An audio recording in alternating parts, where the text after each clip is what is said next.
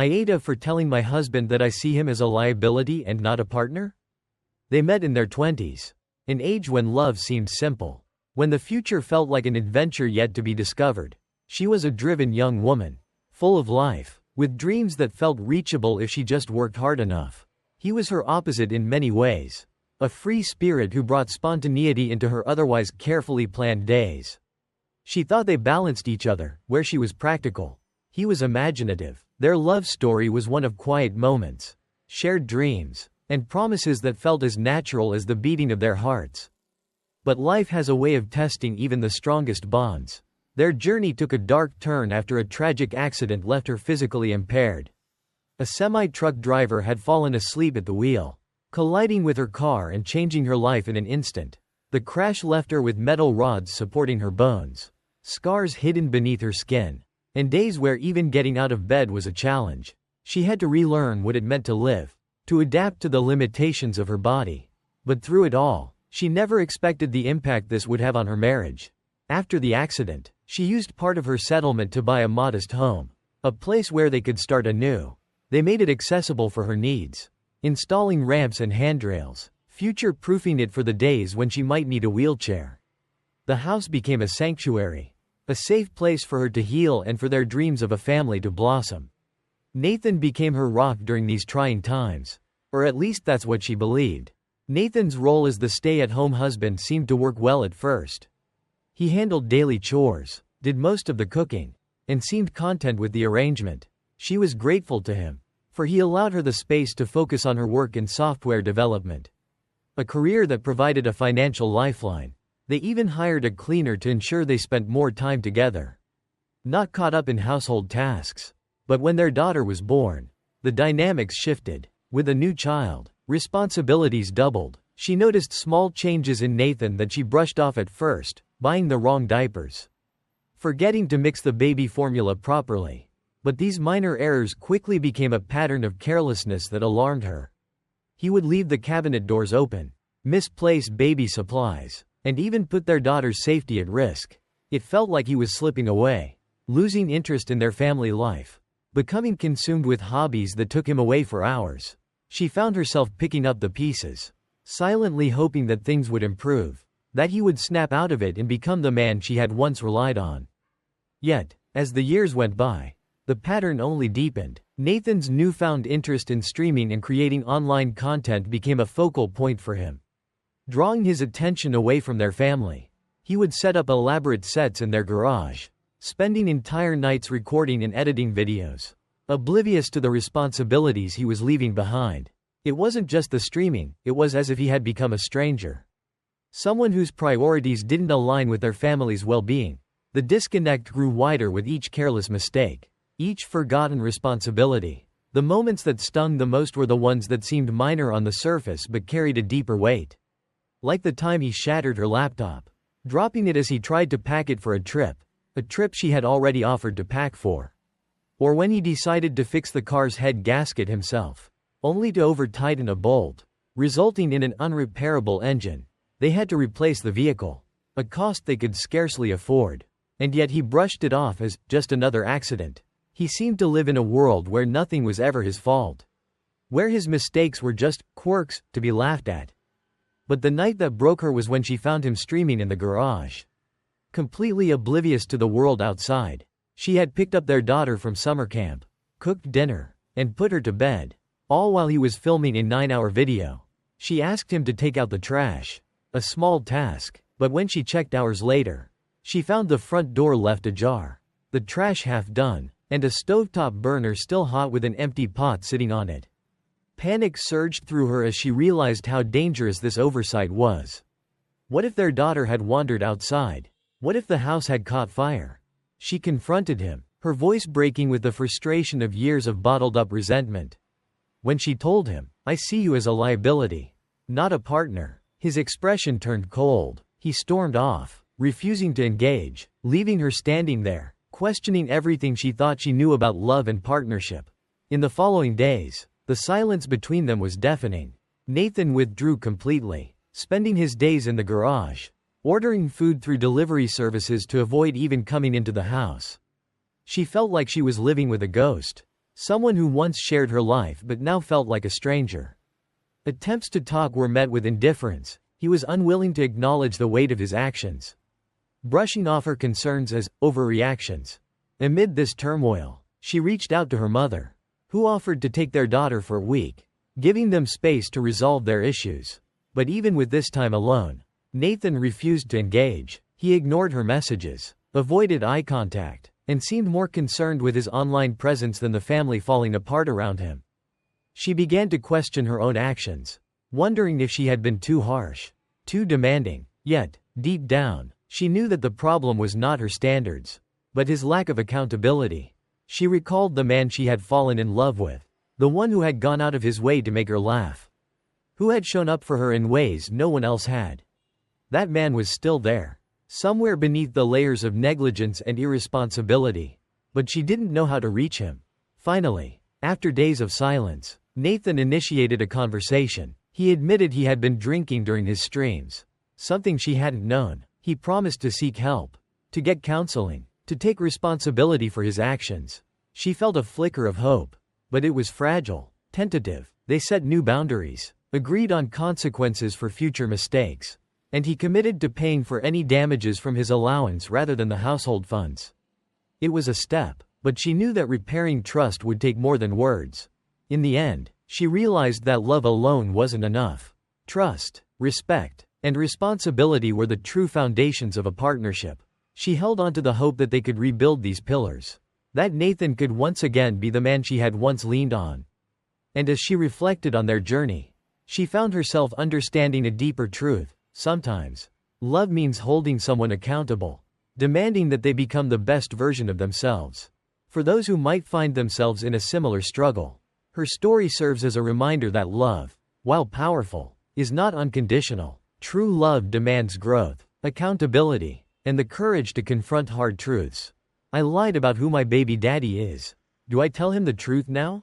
Lily's life had always been about achieving her goals with a sense of purpose and drive. Traits that had served her well through the ups and downs of her journey from the Midwest to California. For her, college was meant to be a stepping stone to a career and a future she had meticulously planned. But as fate would have it, a chance meeting with Jeff, a charismatic and troubled young man, set her on a path filled with unexpected twists. Their initial friendship blossomed into a deep and passionate love, with both dreaming of a future together. Jeff, despite the lingering scars from his father's abandonment, found in Lily a sense of comfort and acceptance he hadn't known before.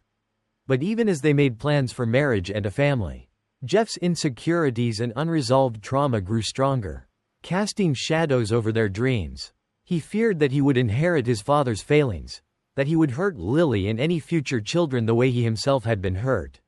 And so, in a moment of weakness and fear, he broke things off with her, leaving Lily shattered, devastated. Lily was forced to reconcile with the end of a relationship she had believed in deeply. She poured herself into her studies and then into a career that allowed her to build a life in California independently, hoping that her broken heart would heal with time. But life had different plans, and soon enough, she was pulled back into Jeff's orbit. Jeff had moved on with Grace, and though Lily tried to keep her distance, she found herself drawn back into his life when Grace and Jeff temporarily broke up. For a brief period, Lily and Jeff fell back into old habits, reconnecting both physically and emotionally. In those stolen moments, Lily allowed herself to feel a glimmer of hope, thinking perhaps their love was resilient enough to withstand the challenges they had faced. But Jeff's decision to return to Grace came swiftly, leaving Lily once again feeling abandoned and broken. This time, however, life had left her with a parting gift, a new life growing within her. As the months passed and her pregnancy progressed, Lily settled into a quiet life in her hometown, preparing herself to be a single mother. She set up a nursery in her modest home, decorated with soft pastels and little stuffed animals she had once imagined sharing with Jeff. She was determined to give her child the life and love that she believed they deserved, even if it meant doing it alone. But when a friend unintentionally revealed her pregnancy to Jeff, her carefully constructed plans crumbled. Jeff confronted her, filled with a mixture of anger, regret, and a lingering sense of responsibility. The confrontation was painful, bringing up old wounds and unresolved feelings. But Lily stayed firm in her decision. She had chosen this path, she told herself, and she wouldn't let Jeff's sudden interest derail her. Their conversations were fraught with tension. Yet for the first time, they also felt real. Jeff was vulnerable, expressing regret for leaving Lily and doubts about his relationship with Grace, who had recently ended their engagement. Grace, though heartbroken, had recognized the complications of Jeff's lingering feelings for Lily and the impending arrival of his child, choosing to walk away rather than live in a state of uncertainty. With Grace out of the picture, Jeff's focus turned solely to Lily and their unborn child. He began reaching out more, sending messages to check on her, offering support with the nursery, and even expressing a desire to be present at the birth. Lily, still guarded, was hesitant. She had built a life around the idea of doing this alone, and Jeff's sudden involvement felt like an intrusion. One evening, after a particularly emotional discussion, Jeff revealed the depth of his regret and the pain he felt from their past decisions. He admitted that while he loved Grace, his feelings for Lily had never faded. He explained that his fear of repeating his father's mistakes had been overwhelming, making him push her away out of a misguided sense of protection. Now, faced with the reality of fatherhood, he realized he wanted to be different, for his child's sake and, perhaps, for Lily's forgiveness. Gradually, Lily opened up, allowing Jeff into her life little by little. They began to discuss co-parenting, attending doctor's appointments together, and even started envisioning what life might look like raising their child in a shared, if unconventional, family. Yet, as they spent more time together, Lily found herself torn. She wanted to believe in Jeff's sincerity, in his transformation, but her heart was wary of falling into the same cycle of hurt. A turning point came one quiet Sunday afternoon when they were assembling the crib together. The air was thick with tension, each of them lost in thoughts of what could have been and what might still be possible. Jeff, sensing her hesitation, asked Lily a question that had been lingering unspoken. "Can you see us raising this child together? Not just as co-parents, but as a family?" The vulnerability in his eyes was clear. He was ready to fight for her and their child if she was willing to let him in. Lily, taken aback by his question, remained silent for a moment. She felt the weight of years of love, loss, and complicated emotions pressing down on her. But then she remembered the dreams they had once shared. Dreams that had been tainted but not destroyed by fear and mistakes. She realized that maybe, just maybe, there was a chance to rebuild those dreams, even if they looked different now. They spent the following months forging a new relationship, not as lovers, but as partners in a shared journey of parenthood.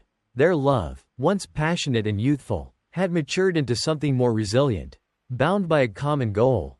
There were setbacks, moments of doubt, and lingering questions, but they faced them together, committed to providing a stable, loving environment for their child.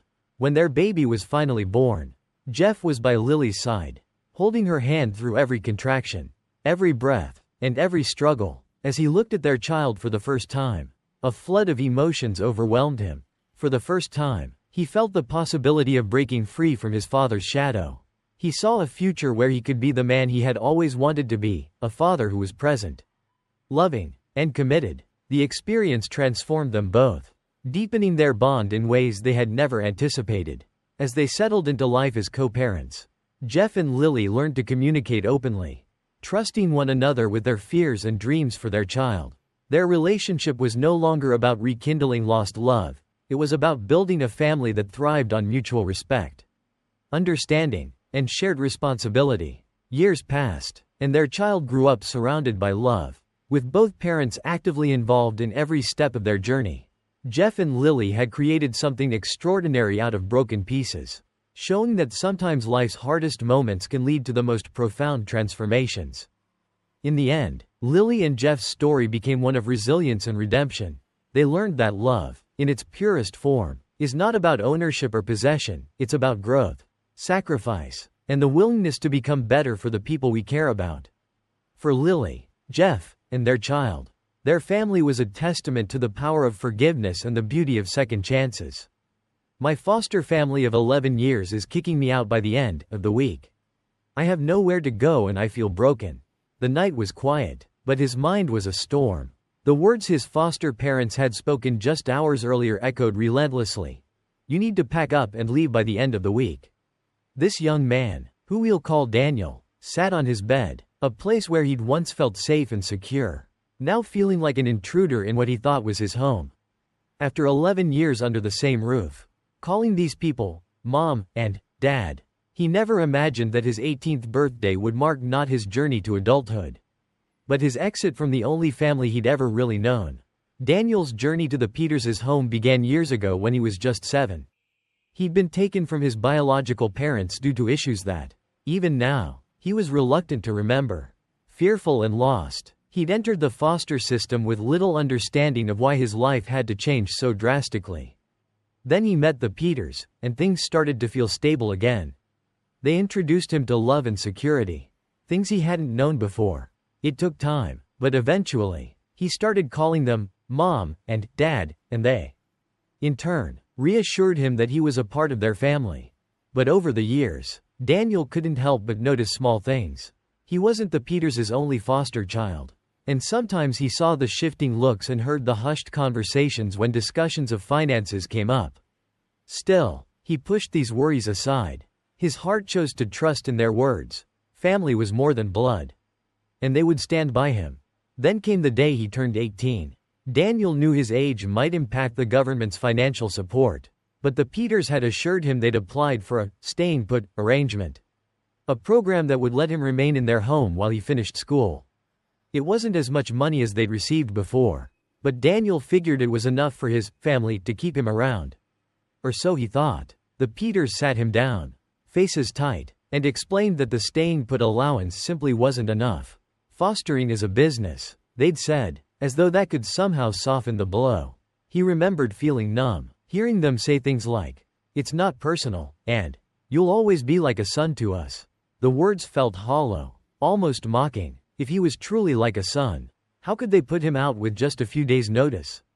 Feeling betrayed and desperate, Daniel tried to hold on to what he could. He asked if he could have a little more time, perhaps until university started, so he could prepare himself. But the Peters remained firm. They needed his room, they said, for a new foster child, a new income. Daniel realized bitterly. With nowhere else to turn, Daniel reached out to his social worker. He shared the news, his heart heavy with disbelief and sorrow. Over the next few days, they began to lay out options, including temporary housing at a youth hostel until something more permanent could be arranged. In the days that followed, Daniel felt waves of sadness, betrayal, and even shame. He had spent years believing in the Peters, trusting in their words of family, only to discover that his place in their lives had come with a price tag. He spent sleepless nights scrolling through online forums, hoping for some sense of support or direction. Comments poured in from strangers expressing outrage and sympathy, calling the Peters greedy and unfeeling. Some suggested he report them for fraud or reach out to additional agencies that could assist him. Others shared stories of their own, detailing how they, too, had been let down by people who were supposed to care. One comment struck him in particular. Someone shared how they'd faced a similar betrayal, but in the end, they had found strength in letting go and focusing on building a life of their own, away from the shadows of false promises. This resonated deeply with Daniel. He had always wanted to believe in family, but perhaps, he thought, it was time to redefine what family meant to him. The next day, as Daniel grappled with his next steps, his foster brother Jamie discovered his online post. Jamie was outraged when he read the details, confronting their parents in a way that no one else had dared.